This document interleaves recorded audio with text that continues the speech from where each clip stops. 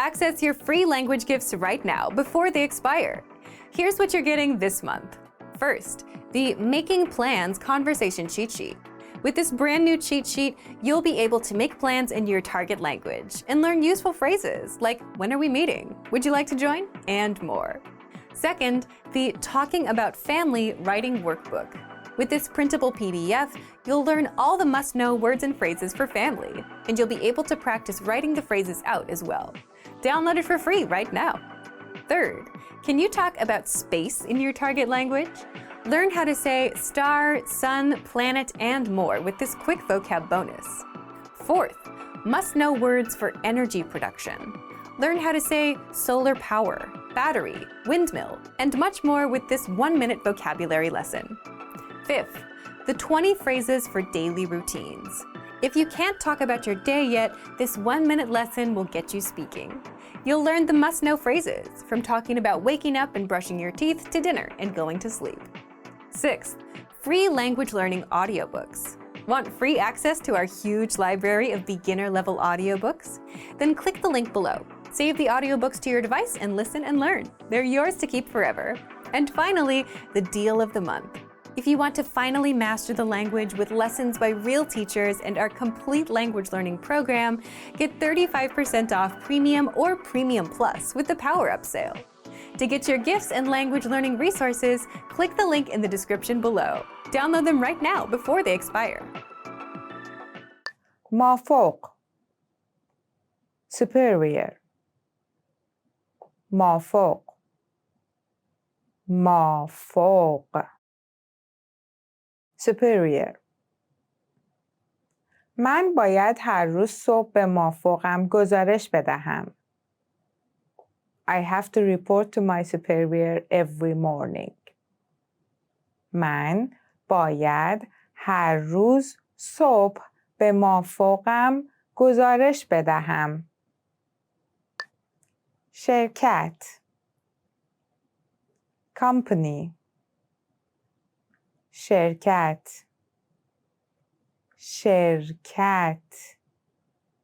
company آنها نگران آینده شرکتشان بودند. They were concerned about the future of their company. آنها نگران آینده شرکتشان بودند. حقوق salary حقوق salary حقوقت چقدره؟ How much is your salary? حقوقت چقدره؟ رادیو رادیو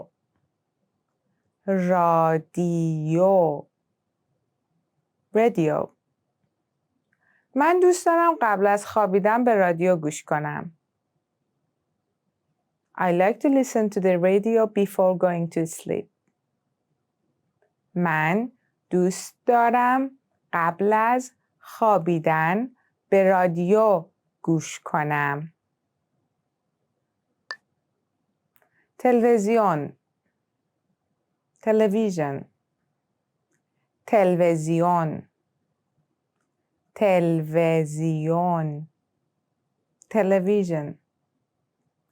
من همین حالا یک تلویزیون صف تخت 40 اینچی خریدم.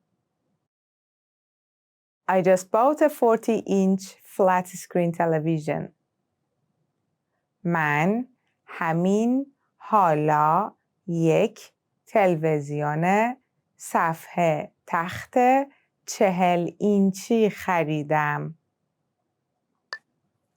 اینترنت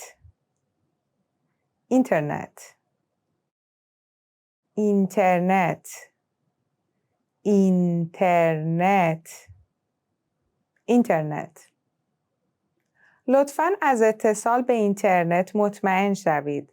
سپس ادامه دهید. Please make sure you've got internet connection, then continue. لطفاً از اتصال به اینترنت مطمئن شوید. سپس ادامه دهید. روزنامه newspaper روزنامه روزنامه newspaper روزنامه‌اش به خاطر اخبار نادرست توقیف شد. His newspaper was banned for fake news. روزنامه‌اش به خاطر اخبار نادرست توقیف شد. کانال خبری News channel کانال خبری کانال خبری News channel کانال خبری مورد علاقه شما چیه؟ What is your favorite news channel? کانال خبری مورد علاقه شما چیه؟ آلت موسیقی Musical instrument آلت موسیقی آلت موسیقی Musical instrument آیا می توانید یک آلت موسیقی بنوازید؟ Can you play a musical instrument? آیا می توانید یک آلت موسیقی بنوازید؟ نقاشی painting نقاشی نقاشی painting من این نقاشی را خودم کشیدم. I painted this painting myself. من این نقاشی را خودم کشیدم. تئاتر theater تئاتر تئاتر theater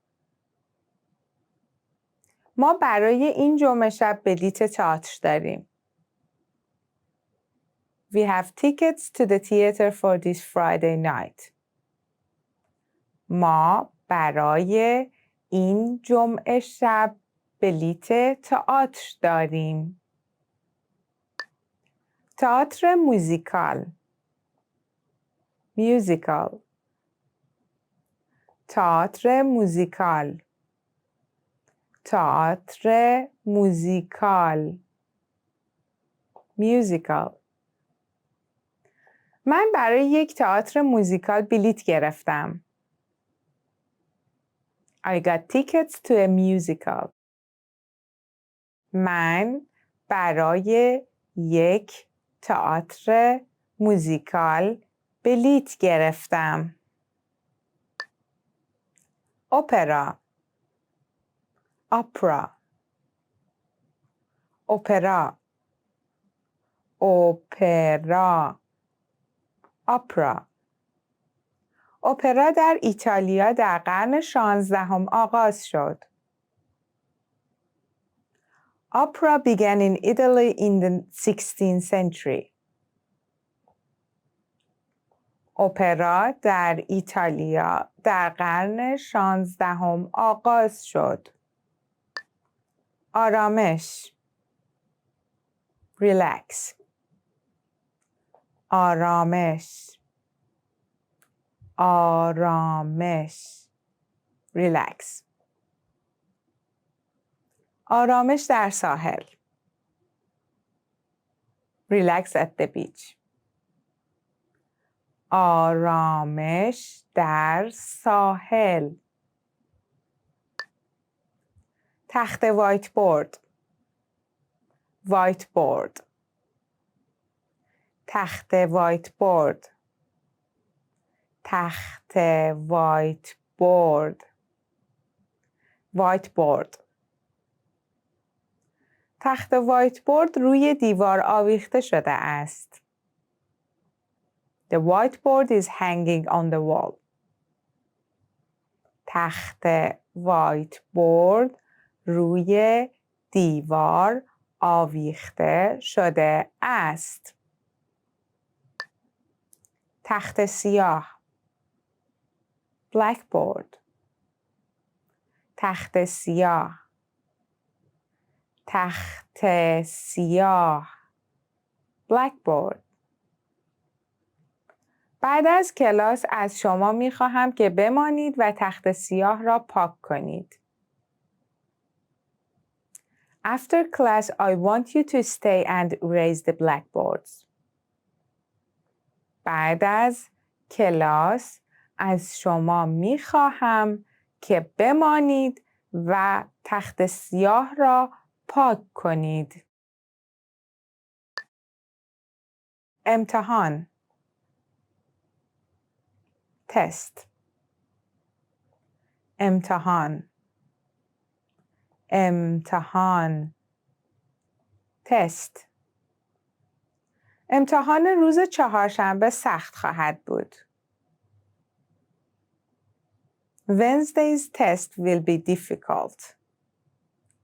امتحان روز چهارشنبه سخت خواهد بود. کتاب درسی textbook. کتاب درسی کتاب درسی textbook. در طی سال ما کل کتاب درسی را تمام می کنیم. During the year, we will cover the entire textbook. در طی سال ما کل کتاب درسی را تمام می کنیم. جلو front جلو جلو front. این کلید در جلویی است. This is the key to the front door. این کلید در جلویی است. شغل job شغل شغل job. شغل جدید من فردا شروع می شود. My new job starts tomorrow. شغل جدید من فردا شروع می شود. رئیس جمهور President رئیس جمهور رئیس جمهور President. او رئیس جمهور است. He is the president. او رئیس جمهور است. صنعت industry صنعت صنعت industry. مصدق به خاطر ملی کردن صنعت نفت ایران مشهور است. مصدق is famous for the nationalization of the Iranian oil industry. مصدق به خاطر ملی کردن صنعت نفت ایران مشهور است. کمربند belt کمربند کمربند belt. کمربند قهوه‌ای چرمی brown leather belt کمربند قهوه‌ای چرمی. سکه coin سکه سکه کوین. این دستگاه خودکار تنها سکه قبول می کند. This vending machine only takes coins. این دستگاه خودکار تنها سکه قبول می کند. پول money پول پول money. پول به عنوان بهای محصولات و خدمات استفاده می شود. Money is used as payment for goods and services. پول به عنوان بهای محصولات و خدمات استفاده می شود.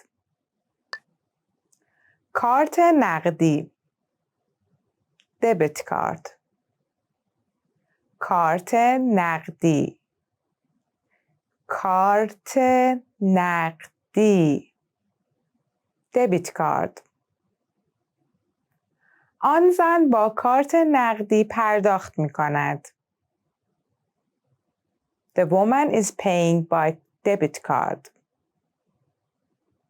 آن زن با کارت نقدی پرداخت می کند.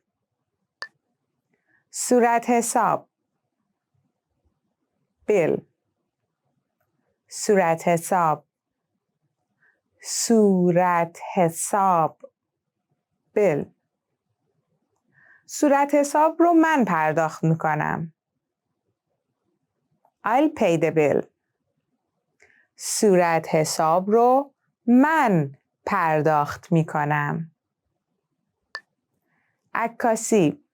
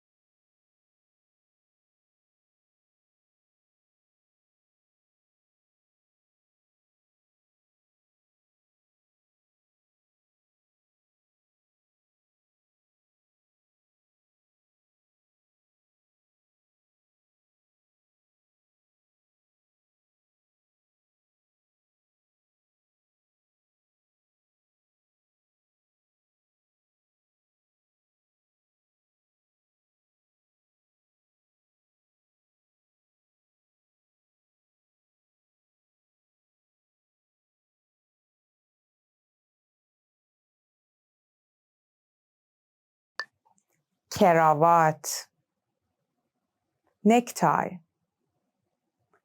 کراوات کراوات necktie اگر گره کراواتت رو درست نبندی شبیه آدم‌های شلخته میشی. If you don't tie your necktie properly, you will look like a slob. اگر گره کراواتت رو درست نبندی شبیه آدم‌های شلخته میشی. کت و شلوار suit کت و شلوار کت و شلوار suit همه در اداره کت و شلوار می پوشند به غیر از رئیس. Everyone at the office wears a suit except the boss. همه در اداره کت و شلوار می پوشند به غیر از رئیس. کفش کتانی sneaker کفش کتانی کفش کتانی sneaker کفش‌های کتانی من خیلی راحت هستند. My sneakers are very comfortable. کفش‌های کتانی من خیلی راحت هستند. 21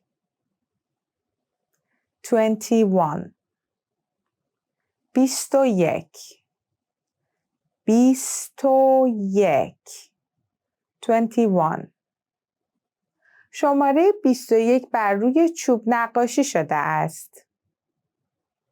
The number 21 is painted on the wood.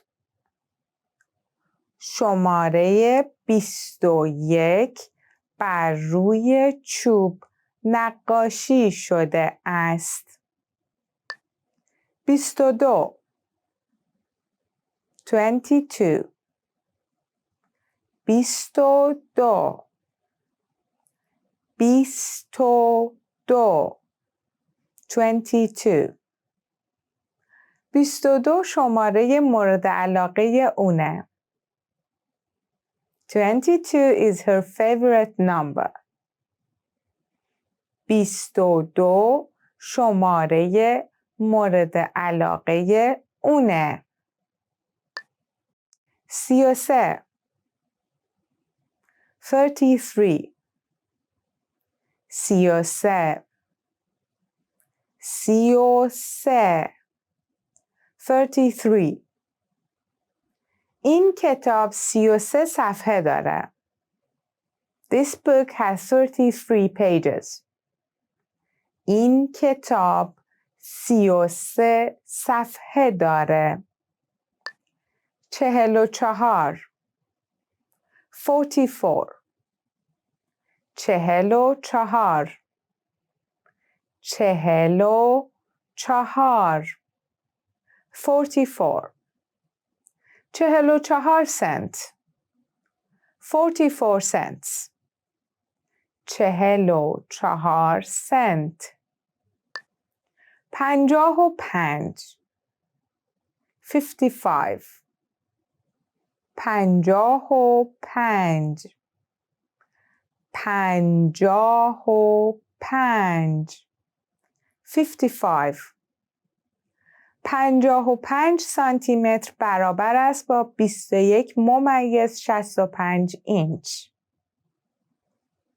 55 centimeters is equal to 21.65 inches. 55 سانتی متر برابر است با 21.65 اینچ. دانش آموز student دانش آموز دانش آموز student دوستم به عنوان بهترین دانش آموز سال انتخاب شد. My friend was selected as the best student of the year. دوستم به عنوان بهترین دانش آموز سال انتخاب شد. تماشا کردن. Watch. تماشا کردن. تماشا کردن. Watch. توریست ها غروب را تماشا کردند. The tourists watched the sunset. توریست ها غروب را تماشا کردند. کلاس. classroom. کلاس. کلاس. classroom. او در کلاس تنها بود. She was alone in the classroom. او در کلاس تنها بود. مدرسه. school. مدرسه. مدرسه. school. امروز معلم انگلیسی به مدرسه نیامد. Today the English teacher didn't come to school. امروز معلم انگلیسی به مدرسه نیامد. صندلی مدرسه. school chair. صندلی مدرسه. صندلی مدرسه. school chair. من یک کوسن برای صندلی مدرسه خریدم. I bought a cushion for the school chair. من یک کوسن برای صندلی مدرسه خریدم. میز مدرسه. school desk. میز مدرسه. میز مدرسه. school desk. صندلی به میز مدرسه وصل شده است. The chair is attached to the school desk. صندلی به میز مدرسه وصل شده است. وبگردی. surf the internet. وبگردی. وبگردی. surf the internet. من معتاد به وبگردی هستم. I'm addicted to surfing the internet.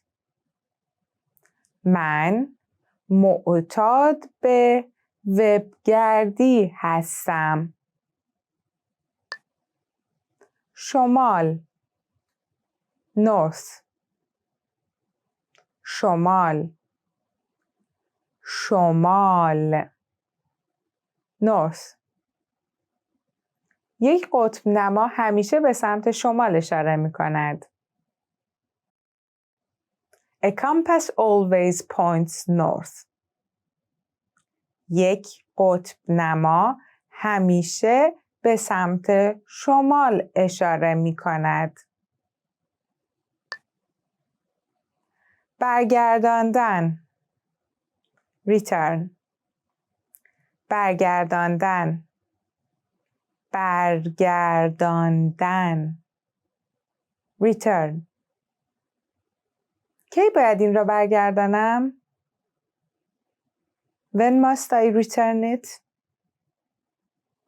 کی باید این را برگردانم؟ حمام کردن. bathe. حمام کردن. حمام کردن. bathe. کی باید او را حمام کنم؟ When should I bathe him? کی باید او را حمام کنم؟ خوابیدن. sleep. خوابیدن. خوابیدن. sleep. من دوست دارم قبل از خوابیدن به رادیو گوش کنم. I like to listen to the radio before going to sleep. من دوست دارم قبل از خوابیدن به رادیو گوش کنم. جنوب. South. جنوب. جنوب. South. پرندگان به سمت جنوب پرواز می کنند. The birds are flying south. پرندگان به سمت جنوب پرواز می کنند. پیژامه. pajamas. پیژامه. پیژامه. pajamas. پیژامه ام را پوشیدم. I put on my pajamas. پیژامه ام را پوشیدم. سینه بند. brazier. سینه بند. سینه بند. brazier. سینه بند سفید. white brazier. سینه بند سفید. بیدار شدن. wake up. بیدار شدن. بیدار شدن. wake up. من برای بیدار شدن در صبح زود به کمک شما نیاز دارم. I need your help to wake up early in the morning. من برای بیدار شدن در صبح زود به کمک شما نیاز دارم. رفت و آمد کردن. commute. رفت و آمد کردن. رفت و آمد کردن. commute. من از خانه تا محل کار با قطار رفت و آمد می کنم. I commute from home to work by train. من از خانه تا محل کار با قطار رفت و آمد می کنم. خوردن. eat. خوردن. خوردن. eat. من عاشق خوردن قرمه سبزی هستم. I love to eat قرمه سبزی. من عاشق خوردن قرمه سبزی هستم. هنر. art. هنر. هنر. art. من هنر مدرن را درک نمی کنم. I don't understand modern art. من هنر مدرن را درک نمی کنم. ادبیات. literature. ادبیات. ادبیات. literature. شیراز به عنوان شهر شعر، ادبیات، شراب و گل شناخته شده است. Shiraz is known as the city of poets, literature, wine and flowers. شیراز به عنوان شهر شعر، ادبیات، شراب و گل شناخته شده است. فیلم movie فیلم movie. آیا این فیلم زیرنویس دارد؟ Does this movie have subtitles? آیا این فیلم زیرنویس دارد؟ موسیقی music موسیقی music. از دور موسیقی ملایمی به گوش می رسد. A gentle music can be heard from the distance. از دور موسیقی ملایمی به گوش می رسد. جواب answer جواب answer. او جواب را می داند. He knows the answer. او جواب را می داند. درس دادن teach درس دادن teach. معلم به کلاس درس می دهد. The teacher teaches the class. معلم به کلاس درس می دهد. پرسیدن ask پرسیدن ask. فقط یک بار دیگه ازت میپرسم. I will only ask you one more time. فقط یک بار دیگه ازت میپرسم. بستن close بستن close. بستن در سخت است. It's hard to close the door. بستن در سخت است.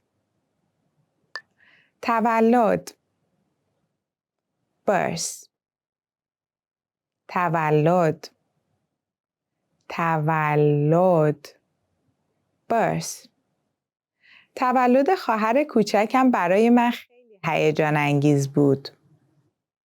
The birth of my little sister was exciting for me. تولد خواهر کوچکم برای من هیجان انگیز بود. کار کردن work کار کردن work. او از صبح پیوسته در حال کار کردن بوده است. He has been working continuously from the morning. او از صبح پیوسته در حال کار کردن بوده است. روشن کردن turn on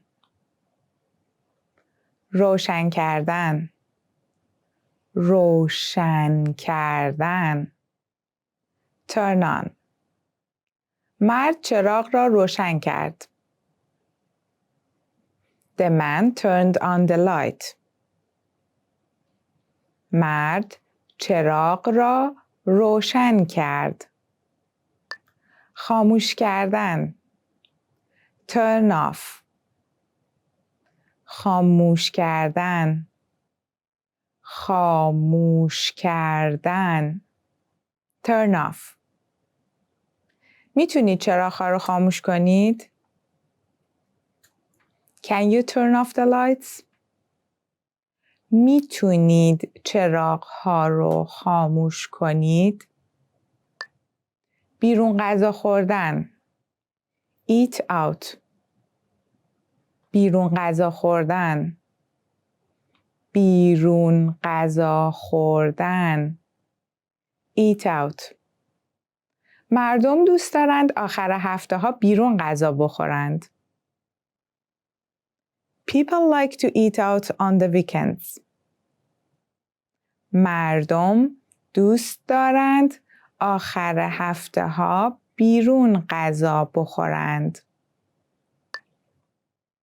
شرکت کردن. attend. شرکت کردن. شرکت کردن. attend. همه در دپارتمان در یک جلسه شرکت می کنند. Everyone in the department is attending a meeting. همه در دپارتمان در یک جلسه شرکت می کنند. غرب. west. غرب. غرب. west. غرب وحشی. wild west. غرب وحشی.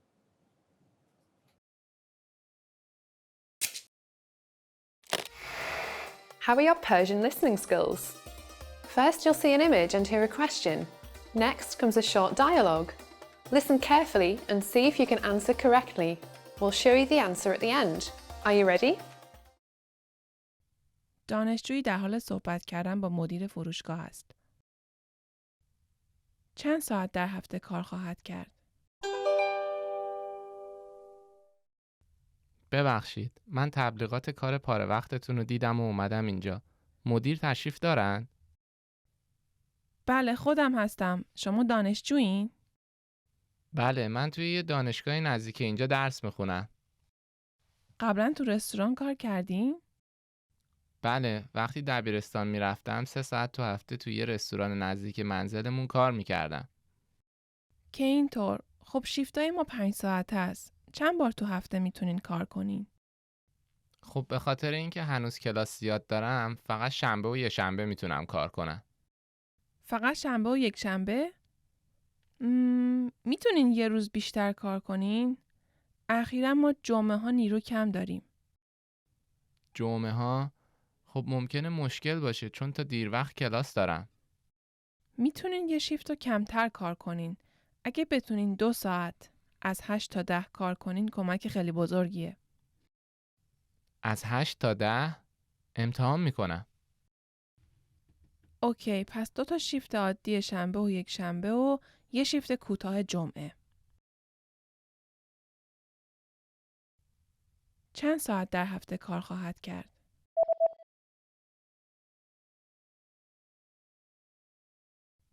دانشجویی در حال صحبت کردن با مدیر فروشگاه است. چند ساعت در هفته کار خواهد کرد؟ ببخشید، من تبلیغات کار پاره وقتتون رو دیدم و اومدم اینجا. مدیر تشریف دارن؟ بله خودم هستم. شما دانشجویین؟ بله، من توی یه دانشگاه نزدیک اینجا درس میخونم.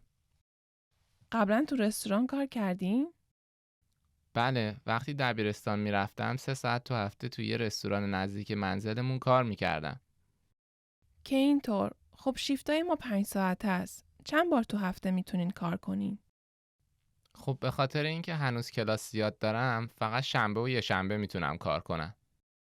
فقط شنبه و یک شنبه؟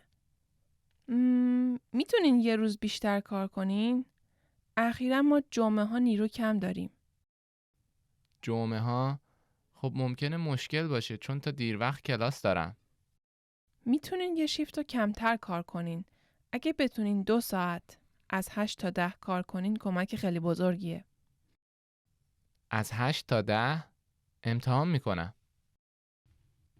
اوکی، پس 2 تا شیفت عادی شنبه و یک شنبه و یه شیفت کوتاه جمعه. زنی با یک گارسون در حال صحبت کردن است. کجا خواهد نشست؟ خوش آمدید. چند نفر هستین؟ 4 نفر، ولی 2 نفر دیرتر میان. واقعا متاسفم. الان سرمون خیلی شلوغه. اشکال نداره با کس دیگه ای سر یه میز بشینید؟ اگه کمی صبر کنیم چطور؟ خب فکر کنم اون میز نزدیک پیانو یکم دیگه خالی میشه. متوجه شدم، ولی ما چون میخوایم کمی صحبت کنیم میزمون دور از پیانو باشه بهتره. پس این چطوره؟ میز طرف چپ پیشخوان. یکم کوچیکه اما یه صندلی دیگه هم میارم تا 4 نفر بتونید بشینید. این خیلی کوچیکه. اون میز نزدیک دستشویی چطور؟ اون رزروه؟ متوجه شدم. خب فعلا 2 نفر ما اینجا هستن و میتونیم کنار پیشخوان منتظر بمونیم. بسیار خوب. مشتریایی که اون میز رو رزرو کرده بودن همین الان کنسل کردن. اگه بخواید میتونید اونجا بشینید. بله لطفاً. کجا خواهد نشست؟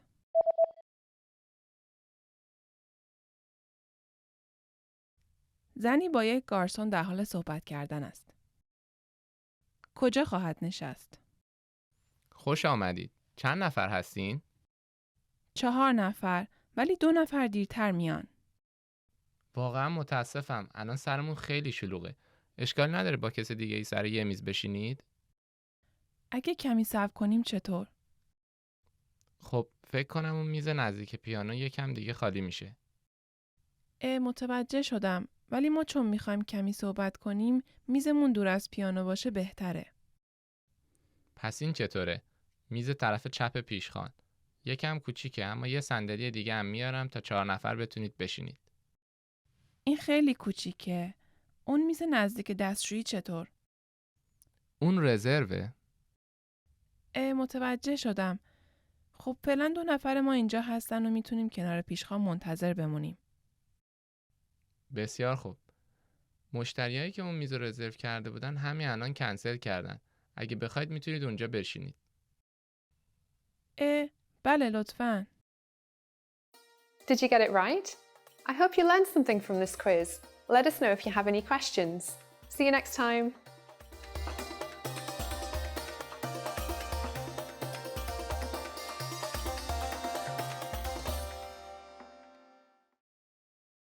Hey everyone, welcome to the Monthly Review, the monthly show on language learning, where you discover new learning strategies, motivational tips, study tools, and resources. By the way, all the lessons and bonuses you're about to see can be downloaded for free on our website. So click the link in the description right now to sign up for your free lifetime account. Okay, today's topic is how to create long-lasting habits for language learning. Our lives are governed by routines and habits, and a lot of the time we're doing things out of habit without having to think or motivate ourselves. So what if you could do the same for language learning? You can easily slide in, start learning without needing to push yourself. If you could, you'd succeed with the language. And that's why today you'll discover 1. How habits work, 2. Tricks for creating strong habits for language learning, and 3. How to create your own habits. How to create long-lasting habits for language learning. Part 1. Tricks for creating strong habits for language learning. Is language learning a habit for you? If not, then you've probably tried and struggled with creating that habit. Why? If you think about it, the way our behavior works is, if you get a good result or reward, you do it again. And if you get punished or if you don't see a good result, you tend not to do it again. So we're all kind of wired to want results, to stay motivated or see progress. But with long-term goals like language learning or fitness, for example, it takes that time to see some results. So it's understandable why it's hard for learners to make language learning a habit. You can come up with a nice routine on paper, but if you can't physically stick with it, it's kind of useless. The trick is to keep going until it becomes a habit. So what should you do to create a habit? Well, there are a few tricks for that. First, set a specific time and location dedicated to learning language. That could be your house, a cafe, or on the train. The reason you should start with time and location is because many of our habits are ruled by time and location. If it's 8 p.m., we know it's dinner time. If it's midnight, it's time to brush your teeth. And if you're at the office, a location, it's time to work. And if you're at a gym, it's time to work out. So by doing this, you give yourself a plan to work from. If it's 8 p.m., you automatically know to learn language in the set place. The second tip is similar to the first. Create an environment that's good for language learning, where it's easy for you to learn. As mentioned earlier, location can set the theme of your behavior and habit. If you're in a library, you're more likely to read. If you're at the gym, you're more likely to work out. So you can turn a room or a corner of a room into a learning space where you can easily pop in and start learning without getting distracted by TV, your phone, or a pile of clothes on your couch. Again, your environment can make it easy to stick with habits, or it can break your habits. For example, if you want to work out, if you had a gym on the first floor of your building, it'd be much easier to go, right? But if it was 5 blocks away, then it's out of your immediate environment and not as easy to get to. Similarly, if you decide to learn a language on the couch and next to your TV, it won't work out as well because your environment isn't suited to learning. You'd want a place with no external distractions. The third thing you can do is piggybacking or habit stacking. In other words, combining a habit that you already have with a new one that you want to have. So take a look at your existing habits and routines throughout the day. For example, let's say you commute to work or school for 30 minutes. If you can multitask while doing this, then this is a great place to squeeze in language learning. If you eat lunch at 1 p.m., you can piggyback on top of this routine and listen to our audio lessons. And there's a good chance it will stick because you're piggybacking on top of an existing habit that you have no problem sticking with. The fourth tip is called the 2-minute rule. In other words, just learn a language for 2 minutes and then walk away. The whole point here is to master the habit of showing up and learning. 2 minutes isn't enough to make progress, but for a beginner who doesn't have good habits to start with, this is more than enough. It's enough to build a habit. Remember, with habits, it's not about how many hours you put in right now, it's how many times you've done it, the frequency. So someone that did 100 2-minute lessons for 2 weeks will have a much stronger habit than someone that learned for 1 hour a day for 2 weeks and wore themselves out. The fifth tip is to track your habits, and it's something you can do with a calendar, where you cross the days on a calendar every time you learn your target language. Having that habit tracker does 2 things. First, it keeps the habit on top of your mind, and second, it gives you that reward or result. So if you're consistent, you have the visual proof right in front of you. If you're not, well, at least now you know your progress. Now, how long does it take to form a habit? Some say 21 days, and then there are studies that say 2 months on average. But remember, the most important part, again, is frequency. The current habits you have, you've done them hundreds and hundreds of times, which is what makes them automatic. So if anything, you'll want to aim for frequency instead of a specific number of days. Now, what about you? How can you apply these tips? Let's get into part 2. Part 2, recap on how to create your own habits. As you already know, our lives are governed by routines and habits, and a lot of the time, we're doing things out of habit without having to think or motivate ourselves. Now, imagine if you could do that for language learning, where you can easily slide in and start learning without needing to push yourself. That's where habits come in. Habits start with a cue, which is an outside signal. For example, it's 8 p.m., or you smell some food at 8 p.m. Then a craving. If you eat dinner at 8 p.m., you'll start wanting to eat. Then the response, you eat. And then the reward, you feel satisfied. But building habits is tricky, especially when there's no instant reward. And there's no instant reward with language learning. We're wired more so for instant rewards. So what can you do? Here's a quick recap with examples for you to do. First, set a time and location. This one depends on you and how much free time you have. But keep it simple and don't aim high. For example, 8 p.m. to 8:10 p.m. at home, or 2 p.m. to 2:30 p.m. at the cafe every Saturday or Sunday. And the reason is that, again, time and location are powerful cues for our behavior. There's a certain time we sleep, eat, do work, and there are places where we work. And so if you want to build a habit, start here first. Second, create an environment that makes language learning easy. You can turn a room or a corner of a room into a learning space where you don't have any distractions in the way and where it's easy to start learning. And if your home isn't the best place, then try a cafe. The whole point is to make learning easier to jump into. Third, piggyback on your existing routines and habits. In other words, combine language learning with the routine that you already do, like commuting to work, doing chores, or taking a walk. That way, your brain automatically starts associating your commute time as language time, and you can easily do a lesson without having to push and motivate yourself. So map out your daily schedule from morning to night and make it detailed.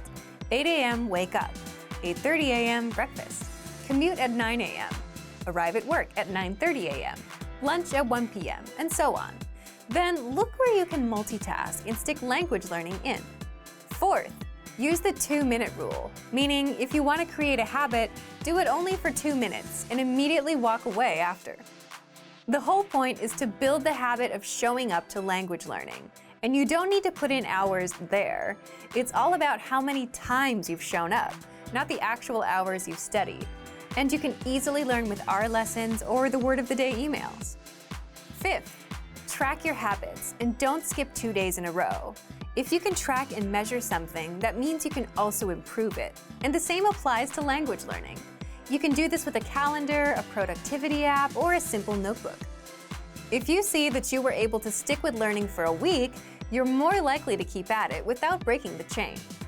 Sixth, surround yourself with other language learners or get a language teacher. Like the environment, people also have a big impact on your habits. So if you're a Premium Plus user, be sure to take advantage of the teachers available in our program. Or you can sign up for live classes. Our next semester opens up in September for Japanese, Korean, Spanish, French, Chinese, Italian, German, and English. Now that you know how to create habits, leave a comment and tell us which trick you want to apply. You don't have to use them all, but pick at least one. So thank you for watching this episode of Monthly Review. Next time, we'll talk about tipping points, the secret signposts of language progress and success. If you enjoyed these tips, hit the like button, share the video with anyone who's trying to learn a language, and subscribe to our channel. We release new videos every week. And if you're ready to finally learn language the fast, fun, and easy way and start speaking from your very first lesson, get our complete learning program. Sign up for your free lifetime account right now. Click the link in the description. See you next time. Bye! Want to speak more of your target language? Then you'll need to know more words and phrases. Except the problem is, memorizing word lists is painful and boring. But the good news is you don't have to memorize for hours to boost your vocabulary and speak more. You can glance through our printable visual flashcards and easily master over 1,500 of the most common words. How to learn the 1,500 most common words with visual flashcards. And in this guide, you'll discover 1. How to get free access to visual flashcards, 2. How to learn words easily without painful memorization, and 3. Why these flashcards help you acquire words faster than typical word lists or digital flashcards. But first, if you're not a member of our language learning system, which gives you free access to this special resource, then be sure to sign up for a free lifetime account. Just click the link in the description to get your free lifetime account right now. First, what are visual flashcards? Visual flashcards are printable, illustrated flashcards that teach you over 1,500 of the most common words across 60 topics. Just download the PDFs, print them out in two-sided format, cut out the flashcards, and start learning. Now, how can you learn words fast with these flashcards? The best way to learn anything is not to cram or memorize for hours a day, but to go through and review the words for just a few minutes a day every day. That repetition is what locks the language into your memory, and eventually you'll get used to the words like it's your own native language. Also, all flashcards include an image for each word, so your brain can easily create a connection between the image and the word and help you remember it better, instead of just relying on text, as is the case with most digital flashcards and word lists. Third, here's how you learn with the visual flashcards. After printing and cutting them out, you can go through the cards and review them for just a few minutes a day. Also, be sure to read the words out loud for speaking practice. You can also test yourself by looking at the meaning and trying to recall the word in the target language. If you don't remember, just flip the card over to get the answer. You can also have a friend test you. And you can place the cards on the objects they represent around your home. So for the card for the window, you can tape that to the window, and you'll quickly memorize the word after seeing it a few times. So, if you want to speak more of your target language and add over 1,500 words to your vocabulary, download our printable visual flashcards right now for free. Just click the link in the description to sign up for a free lifetime account and get free access. If you're a beginner language learner, you've probably already realized just how many words there are that you need to learn, and you already feel overwhelmed by that thought alone. How is it possible to learn thousands of words when you can't remember the few words you learned last week? Well, the good news is, if you're a beginner, you don't need to know thousands to start speaking the language. How to learn the 100 most common words on loop. In this guide, you'll discover 1. Why 100 words is all you need as a beginner, and 2. How to master these 100 words without painful memorization with our free study tools. But first, if you don't yet have access to our language learning system, sign up for a free lifetime account right now. Just click the link in the description to get your free lifetime account. First, why are 100 words all you need as a beginner? Because overwhelming yourself with 1,000 words is not a good way to learn. And because of something called the 80-20 rule, or the Pareto principle. This states that 80% of your progress and results will come from just 20% of what you've done, meaning you'll get the best results from focusing on a few things instead of trying to do everything. In the case of language, learning the top 100 words helps you understand a lot of the language. So instead of overwhelming yourself by learning all the words, many of which you won't hear in daily conversations, you'll get much better results by focusing on the top 100 words, like you, this, that, today, Friday, and so on. And you can easily learn 100 words in a month if you learn around 3 to 4 words a day every day. In month 2, you can learn 100 more and slowly build your way up. Second, how can you do this? You can learn the 100 most common words with our learning system. When you join, just look for the vocabulary menu and click on 100 most common words in the drop-down menu. This study tool is 100% free for all members. For each word, you get a picture, the audio pronunciation, and an example sentence. You can simply review this list for a few minutes a day. Write the words out in a notebook, or you can use our slideshow tool and master these words without painful memorization. Just click on View Slideshow and sit back and follow along. The slideshow will play one word after the other, along with the audio pronunciation, the meaning, the image, and the example sentence. You can also set it to play the target language only, without the translations. And even better, if you set the slideshow to play on loop, you can keep the words playing non-stop until they're stuck in your brain.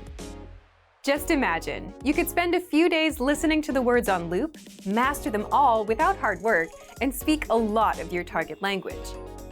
So, if you want to master the 100 most common words with our free word list and slideshow tool, then sign up for a free lifetime account right now. Just click the link in the description to get your free lifetime account. You want to learn and speak the language, and you know that you need to learn more words so you can speak more, except memorizing words is boring and painful work. But what if you could skip that hard work and quickly review words in minutes a day and actually remember them in the long run? Keep watching. How to learn words fast without forced memorization. In this guide, you'll discover 1 proven tactic for learning words, which is much easier than brute memorization, 2 why you'll actually remember what you've learned, and 3 how to pick up hundreds of new words every month with one tool that all serious language learners love. But first, if you don't yet have access to our language learning system, sign up for a free lifetime account right now. Just click the link in the description to get your free lifetime account. So, what's the best way to learn words if you want to avoid the hard work of memorization? It's called spaced repetition. Spaced repetition is where you see a word today, then you see it again tomorrow, then in a few days, and so on, so that your learning gets spaced out over time. Spaced repetition learning is backed by science and helps you actually remember words, because first, you need repetition to learn anything. And second, you need to space out the learning over time, because your brain remembers better every time you come back to review. And that's something that won't happen if you spend hours cramming today only, which is also why you forget everything after a test that you've crammed for. So, how can you take advantage of this learning method to learn more words? Well, there's a study tool that all serious language learners love. It's called Spaced Repetition Flashcards. And you can find our flashcards in the vocabulary drop-down menu on the site. Inside, you already have the 100 must-know words deck prepared for you, so you can jump in and start learning right away. You can also make flashcard decks from words and phrases presented in our lessons, the 2000 core word list, words saved in your workbank, and our free vocab list. Just click on Study and Start Session to start learning. Third, once you start, the flashcards track your progress and sort your cards for you. So the tough words that you struggle with, you'll see them more often in a study session. And the easy words that you get right, they'll start getting spaced out. You'll see them again in 2 days, then 5 days, then 13 days, and so on. At which point, these words will start going into your long-term memory, and you'll never forget them. Once you're done with the study session, that's it for the day. And all of this takes just a few minutes. Then your flashcards will remind you when to study again and start introducing new words while spacing out the ones you already know. And that way you can easily master hundreds of words a month just by quickly reviewing words for a few minutes a day without the hard work of memorization. So take advantage of our flashcards right now. But if you don't yet have access to our learning system, sign up for a free lifetime account right now. Just click the link in the description to get your free lifetime account. Remember, here's what you can do to learn all of these words by heart. Drill these words with our spaced repetition flashcards, which will help cement these words into your long-term memory. Save them to the word bank, your personal vocabulary collection, where you can print out your own study sheets, or review the words with our looped vocabulary slideshow, and play it until you know all of the words. So click the link in the description right now and sign up for your free lifetime account to get these lessons and study tools. Great work! Here's a reward. Speed up your language learning with our PDF lessons. Get all of our best PDF cheat sheets and ebooks for free. Just click the link in the description.